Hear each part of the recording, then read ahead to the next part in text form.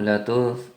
Habiendo revisado los trabajos entregados de simulación de los amplificadores clase A y clase B de la práctica 4, noté que hubo algunos inconvenientes en la simulación del amplificador clase A.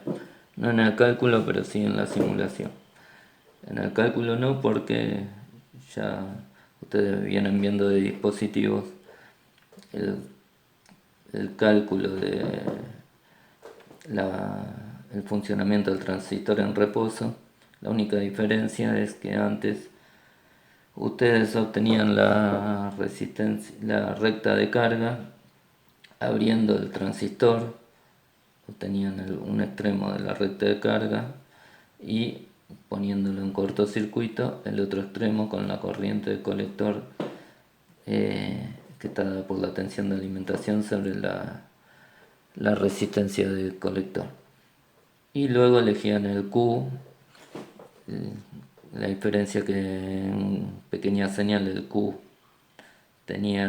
podía ser elegido en un rango variado, podía estar en el medio, más cercano a la saturación, al corte o a la saturación, pero no era tan crítico su selección.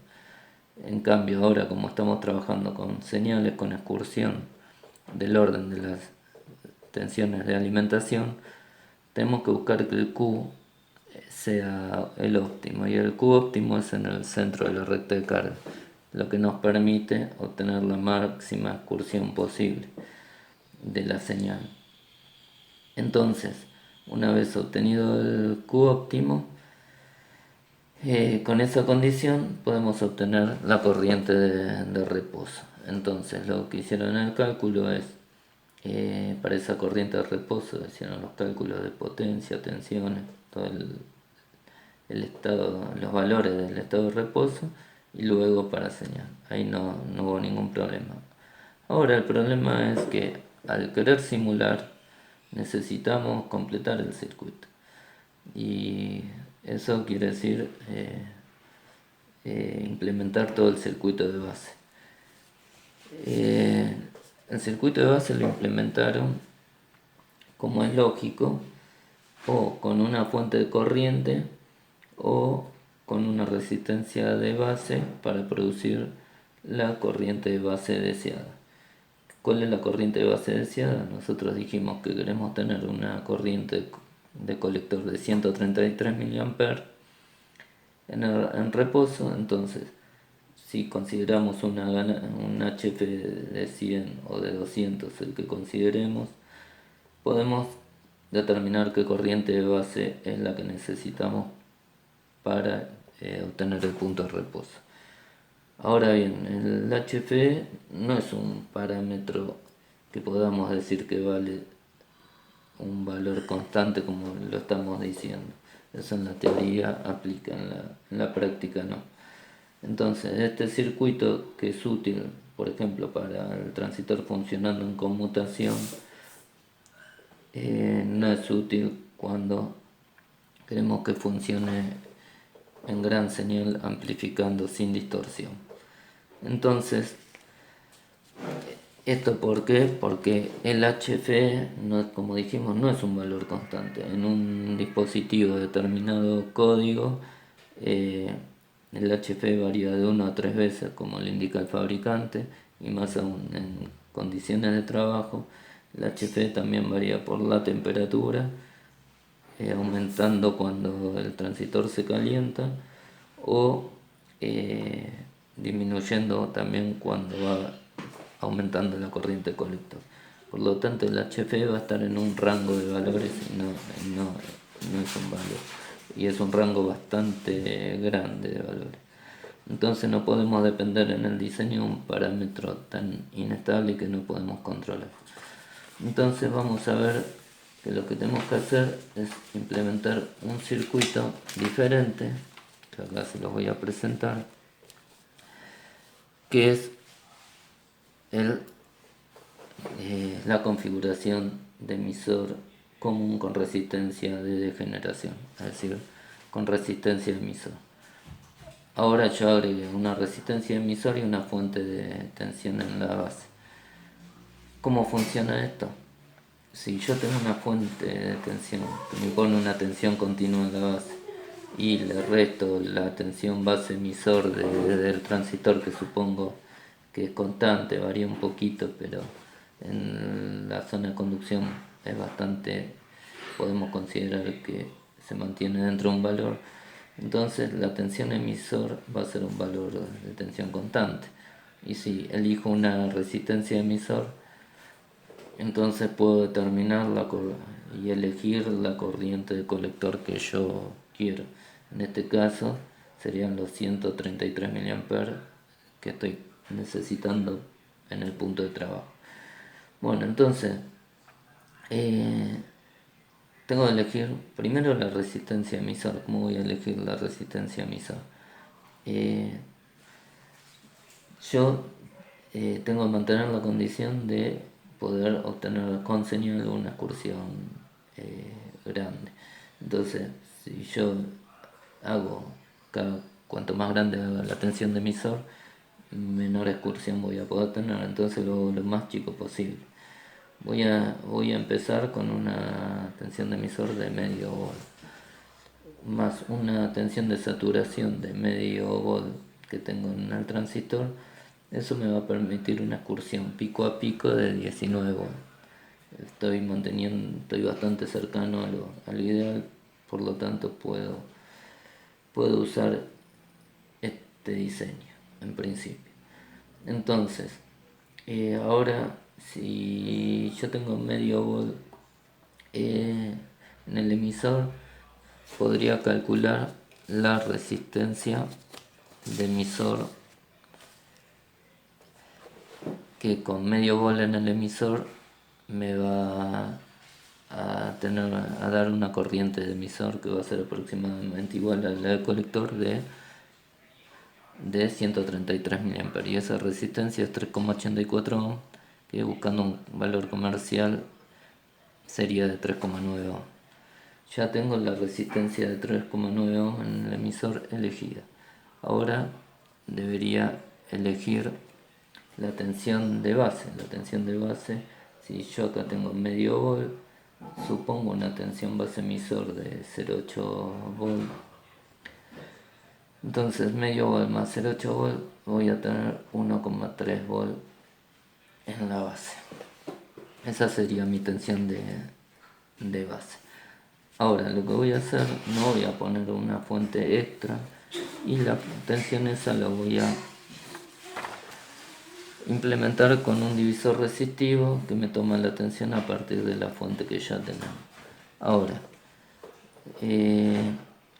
para calcular el divisor resistivo, lo que necesito fundamentalmente que esa tensión BB sea constante, igual a 1,3 volt como calculamos, y que no dependa de la corriente base. Entonces, si supongo una ganancia de 100, por ejemplo, la corriente base va a ser 1,3 mA.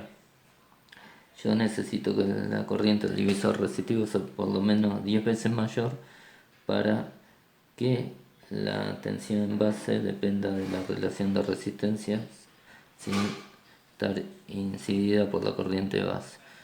Entonces, considero una corriente en R2 de 13 mA, 10 veces mayor que IB. Entonces la R2 va a ser de 100 ohms, tiene que ser menor que 100 ohms para cumplir con la condición. No voy a tomar esa resistencia, pues si la disminuyo, que es mejor para esta condición, pero pasa a ser un problema con respecto a la resistencia de entrada. Si disminuyo R2, voy disminuyendo la resistencia de entrada de la etapa, entonces me quedo con 100 ohms. Ahora, haciendo el cálculo del divisor resistivo, puedo calcular R1 y me da un valor que, buscando un valor comercial, voy a tomar un valor de 1,5K, 1500 ohms. Entonces, ya tenemos RE, R2 y R1, y tenemos configurado la etapa esta del amplificador, que si ahora si simuláramos esto nos tendría que dar una señal de acuerdo a lo deseado sin distorsión y con una máxima excursión. Ahora ya estaría diseñado el circuito, falta nada más que poder incorporar la señal. Otra ventaja de esta etapa de emisor común con resistencia de emisor es que la ganancia de tensión ahora no es más menos GM/RC, es decir, dependiente de GM, que es un parámetro del transistor, sino que es igual a menos RC sobre RE. Es decir, depende de dos resistencias cuyos valores son conocidos y estables. Eso es una ventaja, ya que si quiero obtener la máxima excursión de señal y sé exactamente la ganancia de tensión, puedo aplicar la señal de envase correspondiente para obtener esa señal deseada a la salida. Ahora vamos a ver lo que nos queda resolver en este circuito, que es incorporar la señal de entrada. Para incorporar la señal de entrada, debido a que tenemos ahora un valor de continuo en la base y vamos a aplicar una señal de alterna, con valor de continua 0, necesitamos algo que nos permita acoplar este nodo con este, y eso lo hace el capacitor. El capacitor, que tiene la propiedad de que a corriente continua se comporta como un circuito abierto, es decir, puedo tener 1,3 volt en la base y 0 volt de corriente continua en la fuente, pero para señal sí es un cortocircuito y la señal que apliquemos en la fuente será directamente aplicada a la base. Entonces lo que hay que calcular es el polo de ese capacitor.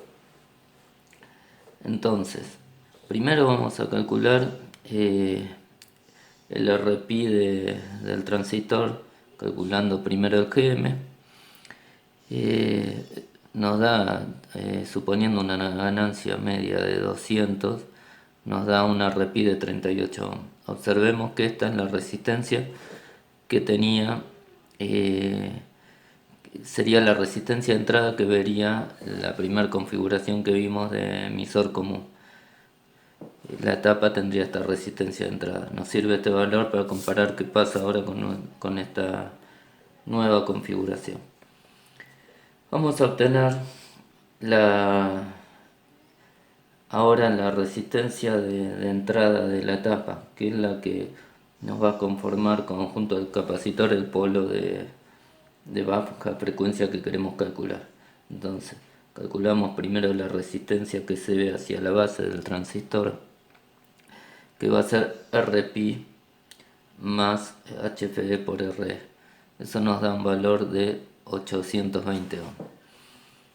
Ahora, la resistencia que se ve desde la fuente de señal va a ser el paralelo de la resistencia esta que ya calculamos con R2 y también en paralelo con R1.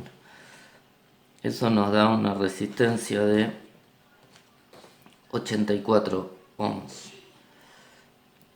Esa es la resistencia de entrada de esta etapa. Vemos que es superior a los 38 ohms que tenía la configuración anterior, es decir que además en este caso mejoramos la resistencia de entrada de la etapa.